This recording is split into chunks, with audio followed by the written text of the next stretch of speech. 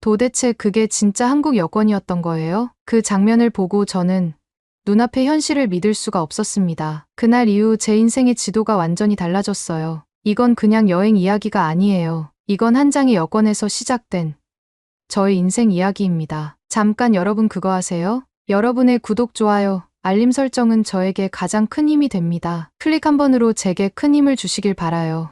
안녕하세요. 저는 독일 미넨에 살고 있는 리사 슈나이더라고 합니다. 32살이고 프리랜서 패션 디자이너로 일하고 있어요. 어릴 적부터 색감과 실루엣에 민감한 편이었고 남들보다 조금 다르게 세상을 보는 성향 덕분인지 자연스럽게 디자인 쪽으로 길을 걷게 되었습니다. 지금은 소규모 디자인 스튜디오를 운영하면서 유럽 패션 브랜드의 그래픽과 컨셉 디자인 외주 작업을 하고 있어요. 저희 가족은 전형적인 독일 중산층 가정이에요. 아버지는 은퇴하신 고등학교 수학 선생님, 어머니는 작은 빵집을 운영하시고 계세요. 저는 외동딸이라 부모님이 항상 저를 애지중지 키우셨지만 동시에 독립심도 아주 중요하게 여기는 집안 분위기에서 자랐습니다. 그래서 20살이 되자마자 저는 부모님 집을 떠나 혼자 살아보기로 결심했어요. 그때부터 모든 것을 스스로 결정하고 책임지는 삶을 살아왔죠. 일에 있어서는 자부심도 컸고 유럽 안에서는 나름대로 인정받는 위치에 있었어요. 하지만 어느 순간부터였을까요? 일은 반복되고 자극은 사라지고 디자인이 그냥 먹고 사는 도구처럼 느껴졌습니다. 그때부터 저는 새로운 영감과 자극을 찾고 있었는지도 몰라요. 그런 저에게 결정적인 사건이 생긴 건 지난 봄, 스페인 마드리드에서 열린 유럽 디자이너 협회 행사에 참석하고 독일로 돌아오는 비행기에서였습니다. 그날 프랑크푸르트 공항은 사람이 굉장히 많았어요. 입국 심사대마다 줄이 길게 늘어서 있었고 모두 피곤한 얼굴로 기다리고 있었죠. 저도 지친 얼굴로 줄을 서 있었는데 제 바로 앞에 있던 동양인 여성이 심사관 앞에 서자마자 불과 몇 초 만에 쿵 하고 도장을 받고 미소 지으며 통과하는 겁니다. 심지어 질문 하나 없이요. 그걸 본 저는 멍하니 있다가 제 차례가 되어서도 그 장면이 머릿속을 맴돌았어요. 입국 심사대에서 여권을 건네며 저는 무심코 물어봤습니다. 혹시 그 사람 그냥 통과한 거예요? 무슨 외교관 여권이라도 있나요? 그러자 심사관이 씩 웃으며 이렇게 말했어요. 아, 그분 한국인이에요. 한국 여권은 신뢰도가 높아서 심사도 간단한 편이에요. 그 말을 듣고 저는 순간 얼이 빠졌어요. 한국, 그 조그만 나라가 그런 대우를 받는다고? 그때까지 제게 한국은 단지 K-팝, 김치, 드라마 정도로만 알고 있던 나라였어요. 솔직히 말하면 전 세계 어디든 있는 흔한 아시아 국가 중 하나라고 생각했죠. 하지만 그 장면이 자꾸 머릿속에서 떠나질 않았습니다. 어떻게 그런 일이 가능할까? 도대체 어떤 나라인데 그렇게 신뢰받는 걸까? 그 궁금증이 마음속에서 점점 커졌어요. 심지어 그날 밤 미넨 집에 도착해서도 짐을 풀기보다 노트북부터 켰습니다. 그리고 검색창에 이렇게 입력했어요. 왜 한국 여권이 강력한가? 그게 시작이었습니다. 그날 이후 저의 유튜브 피드는 온통 한국 이야기로 도배되기 시작했어요. 처음엔 그냥 재미로 보기 시작했는데 어느 순간엔 정말 밤새 영상을 돌려보고 있었어요. 한국은 밤에도 혼자 돌아다닐 수 있는 나라입니다. 지하철에서 누가 핸드폰을 두고 내리면 다음 역에서 분실물로 찾아갈 수 있어요. 병원은 예약 없이 바로 가고 가격도 놀랄 만큼 저렴합니다. 그리고 무엇보다 저를 놀라게 한 건 사람들이었습니다. 영상 속 한국인들은 어쩌면 조금 서툴지만 따뜻했고 솔직했고 인간미가 있었어요. 저는 그 낯선 따뜻함에 묘하게 끌렸습니다. 저기 진짜 그런 곳일까?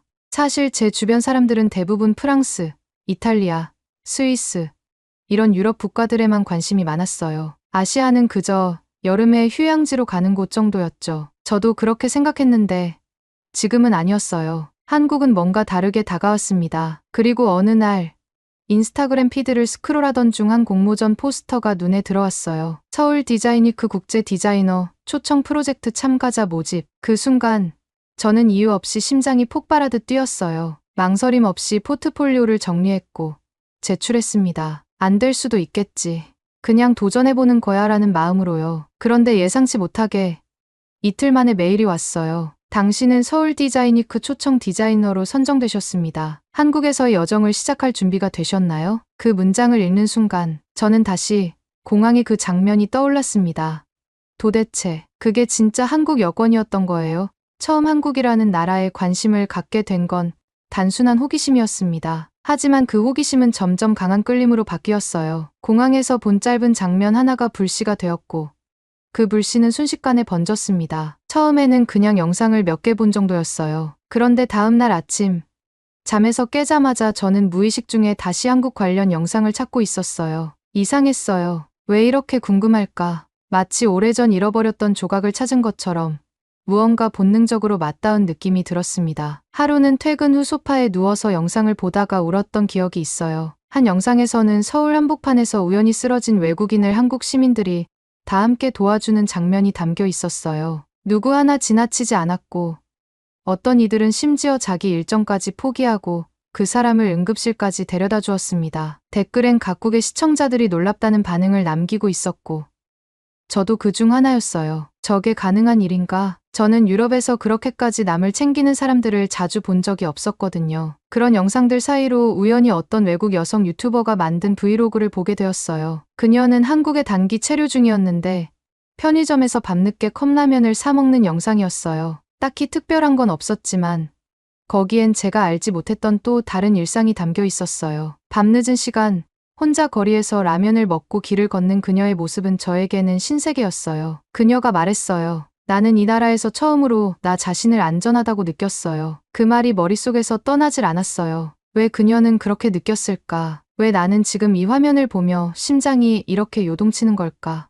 며칠 후 저는 한국에 다녀온 지인의 이야기를 들을 기회가 있었어요. 그녀는 런던에서 일하다가 회사 프로젝트로 한 달간 서울에 다녀온 디자이너였어요. 그녀는 단언했어요. 리사, 너 정말 한국 가봐야 해. 도시의 리듬도 사람들의 예의도 디자인 감각도 유럽하고 완전히 달라. 특히 디자이너인 내가 보면 눈 돌아갈걸. 그 말에 저는 웃었지만 속으로는 이미 결정하고 있었는지도 몰라요. 나는 진짜 한국에 가야겠어. 서울 디자인위크 초청 디자이너 공모에 합격하고 나서 가장 먼저 한 일은 부모님께 알리는 것이었습니다. 처음엔 아버지가 조금 놀라셨어요. 한국, 거긴 왜? 갑자기 너무 멀리 가는 거 아니야? 하지만 저는 차분히 말씀드렸어요. 그냥 단순한 여행이 아니에요. 뭔가 진짜 내가 가야 할 곳 같아요. 어머니는 오히려 기뻐하셨어요. 늘 새로운 걸 경험하고 싶어 하던 제 성향을 누구보다 잘 알고 계셨거든요. 출국 전 저는 독일에서 한국 문화에 대해 조금이라도 익숙해지고 싶어서 이것저것 공부하기 시작했어요. 한글 자음과 모음을 외우고 간단한 인사말도 따라했습니다. 처음에 안녕하세요를 따라할 땐 입이 안 돌아갔지만 나중엔 제법 자연스럽게 흘러나오더라고요. 인터넷으로 본 기사 중 기억에 남는 것도 있어요. 한국은 세계에서 가장 빠른 인터넷 속도, 가장 발전된 교통 시스템, 그리고 가장 따뜻한 정을 가진 나라입니다. 이 문장을 보고 저는 스스로에게 물었어요. 그게 진짜일까?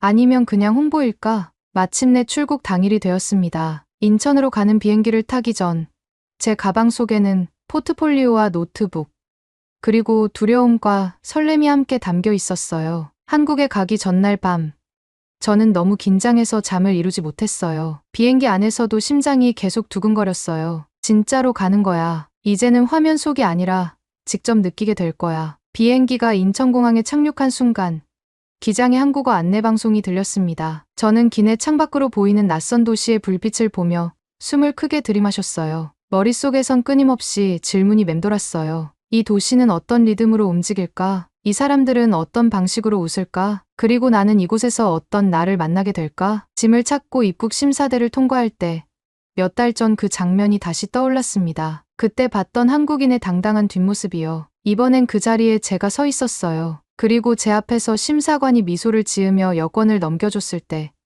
저는 혼잣말을 했습니다. 드디어 왔구나. 공항을 나와 서울 시내로 가는 공항버스를 타고 창밖을 바라보는데 정말 이상한 기분이 들었어요. 처음인데 낯설지 않았고 외국인데 따뜻했어요. 아스팔트 위로 지나가는 차량, 거리를 밝히는 간판, 버스 안 조용히 핸드폰을 보는 사람들까지 모든 것이 하나의 거대한 필름처럼 저를 감쌌습니다. 버스 창밖으로 한강이 보일 때 저는 저도 모르게 눈을 감았습니다. 그리고 속으로 중얼거렸어요. 이 도시가 나를 바꿔줄지도 몰라. 그렇게 저는 한국에서의 첫날을 맞이했습니다. 그리고 앞으로 펼쳐질 놀라운 이야기들이 기다리고 있다는 것을 그때는 아직 전혀 몰랐습니다. 서울에서의 첫날은 정신없이 흘러갔습니다. 비행기에서 내린 순간부터 낯선 언어와 익숙하지 않은 분위기에 압도당했지만 어딘지 모르게 편안한 공기도 있었습니다. 공항버스에서 본 도심의 풍경은 제 머릿속의 아시아라는 이미지와는 완전히 달랐어요. 반짝이는 고층 빌딩 사이로 질서 있게 움직이는 차량들. 늦은 시간이었음에도 분주하게 움직이는 사람들의 모습은 오히려 유럽보다 더 역동적으로 느껴졌습니다. 서울 디자인위크 첫날, 저는 일찍 행사장에 도착해 참가자 등록을 마쳤습니다. 외국인 디자이너들이 제법 많았고 다양한 언어가 오가는 그 공간에서 묘한 긴장감과 설렘이 동시에 피어났습니다. 다양한 나라에서 온 디자이너들과 인사를 나누며 한국인 관계자분들을 처음 마주했을 때 저는 그들의 태도에 적잖이 놀랐어요. 분명 바쁘고 긴장된 상황일 텐데도 하나같이 친절하고 정중했습니다. 영어가 익숙하지 않은 분들도 있었지만 전달하려는 마음이 진심으로 다가왔습니다. 행사 이틀째 워크숍이 열렸고 저는 한국 디자이너들과 한 팀이 되었습니다. 그곳에서 지훈을 처음 만났어요. 그는 패션이 아닌 제품 디자인을 전공한 디자이너였고 저보다 몇 살 어렸습니다. 첫인상은 조용하고 차분한 사람이었지만 함께 대화를 나누며 점점 그의 깊이를 알게 되었어요. 지훈은 한국의 디자인과 문화에 대해 정말 애정을 가지고 있었고 그것을 저에게 조심스럽게 소개해주기 시작했습니다. 그와 함께한 시간이 길어지면서 저는 한국을 조금 더 가까이 느낄 수 있었습니다. 하루는 워크숍이 끝난 후 저녁을 함께 먹기로 했습니다. 지훈이 안내한 곳은 을지로의 작은 골목 안쪽에 숨어있는 허름한 식당이었어요. 간판은 낡아서 글씨가 거의 지워졌고 나무문도 삐걱거리는 소리를 냈습니다. 처음 문을 열고 들어섰을 땐 솔직히 조금 놀랐어요. 테이블은 빼곡했고 벽에는 세월의 흔적이 느껴졌어요. 유럽에서라면 SNS에 올릴 만한 예쁜 분위기와는 거리가 멀었지만 어쩐지 사람 사는 냄새가 나는 곳이었습니다. 앉자마자 종업원이 오기도 전에 식탁 위로 반찬들이 줄줄이 깔리기 시작했어요. 김치, 콩나물, 어묵, 나물, 감자조림. 정확히 셀 수도 없을 만큼 다양한 반찬이 접시에 담겨 하나씩 놓였어요. 처음에는 당황했습니다. 우리 아직 아무것도 주문 안 했는데. 저는 조심스럽게 지훈에게 물었어요. 지훈은 웃으며 말했어요. 여긴 원래 그래요. 기본 반찬이에요. 기본 반찬이라고요? 이렇게 많고 다양한 걸 기본으로 주는 나라가 있다니 믿기지 않았어요. 게다가 잠시 후 아주머니가 주방에서 나와 무뚝뚝한 표정으로 반찬 몇 가지를 더 추가로 툭툭 내려놓으셨어요. 그 모습에 순간 기분이 상했어요. 말 한마디도 없이 접시를 툭 던지듯 내려놓는 행동이 무례하게 느껴졌거든요. 외국인이라고 불친절한 건가? 그렇게 오해가 머릿속을 스쳤습니다. 메인 메뉴로 주문한 김치찌개가 나왔고 얼큰한 국물 맛에 혀가 얼얼하면서도 금세 입맛이 돌았어요. 반찬은 생각보다 훨씬 맛있었고 젓가락이 멈추질 않았어요. 그러다 보니 몇 가지 반찬이 금세 사라졌는데 아주머니가 어느 순간 조용히 다가와 말도 없이 다시 반찬을 더 채워주셨어요. 그런데 이번에는 살짝 김치의 양이 더 많았고 감자조림 위에는 깨가 송송 뿌려져 있었습니다. 그제야 저는 알게 되었어요. 그분은 말을 아끼는 분이었지만 제가 반찬을 많이 먹는 걸 보고 슬쩍 더 맛있게 만들어서 다시 주신 거였어요. 지훈이 그걸 눈치채고 웃으며 말했어요. 아주머니 원래 저래요. 겉으론 무뚝뚝한데 되게 츤데레세요. 마음에 드는 손님한테는 음식으로 표현하시거든요. 저는 그 말에 멍해졌습니다. 식당 안을 둘러보니